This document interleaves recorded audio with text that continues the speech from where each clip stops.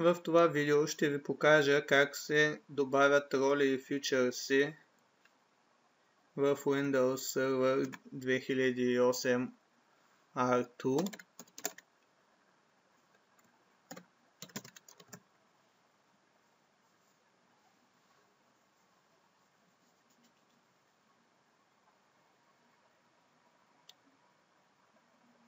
Това може да направим през Configuration Task, като изберем Add Role. Или друг начин е през Server Manager конзолата. Това става като с десен бутон на мишката изберем Add Roles. Също така може да го направим през менюто Action, Add Roles, както и от дясно изберем Add Roles. В случая ще избера да го направя чрез десен бутон Add Roles. От появили се Wizard имаме инструкции как протича самата инсталация, какво трябва да бъде направено. Избираме ролята, която искаме да добавим. В моя случай ще е File Services. Next. От тук може да добавяме допълнителни услуги към тази роля.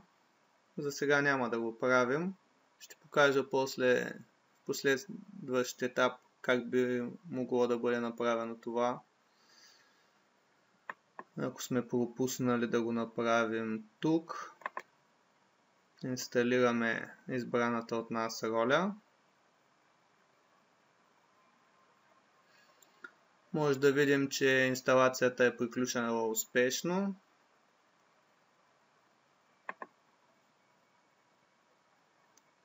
Вече инсталираната от нас роля се появява в менюто Role, File Services.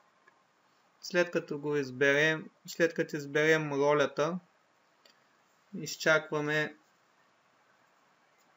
няколко секунди, докато ни се заредят данните за тази роля. Междувременно мога да напишем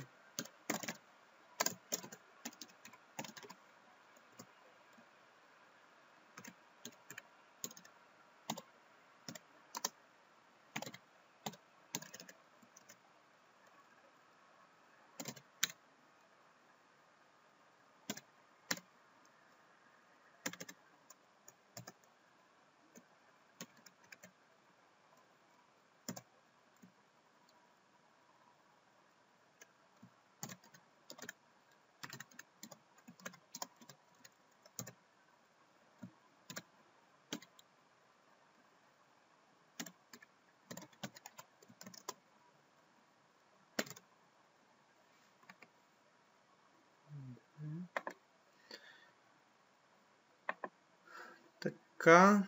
Вече са ни се заредили информацията за нашата роля. Както виждате, тук може да видим събитията, които се отнасят към тази роля, сервизите, които я поддържат, както и от това меню може да добавим допълнителни сервизи на вече инсталирана роля. Това става с бутона Add Role Service. И от тук по същият начин, както инсталирахме ролята, добавяме допълнителните услуги, които желаем. В случая не е необходимо това за целите на това видео. Така. Също от Server Manager конзолата може да добавим и Features. Това става по аналогичен начин, чрез десен бутон Add Features, от Action менюто Add Features или чрез натискане на този бутон тук Add Features. Избираме услугата, която искаме да добавим. Натискаме бутона Next. след което избираме Install. Инсталацията протича по аналогичен начин. В случая може да забележите, че тази услуга, за да завърши процеса на инсталация, е необходимо да бъде направен рестарт, който ние ще направим сега.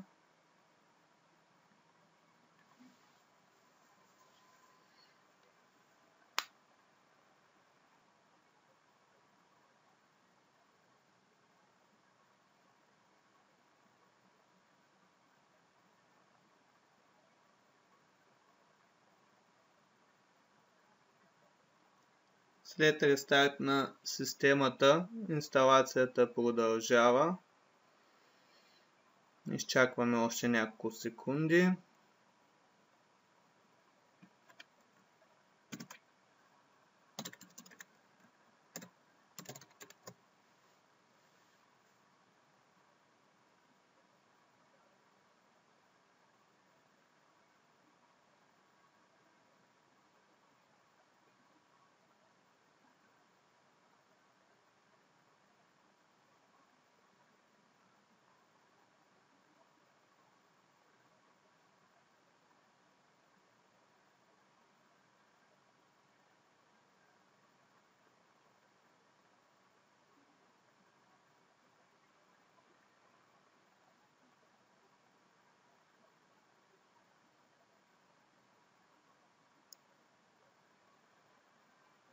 Изчакваме да приключи инсталацията на избрания от нас фичър.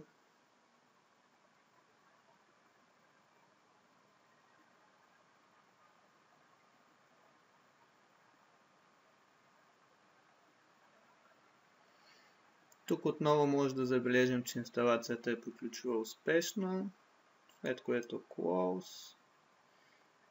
От падащо дърво избираме Futures, където може да видим, че имаме инсталиране BitLocker, Drive Encryption, Remote Server Administration Tools.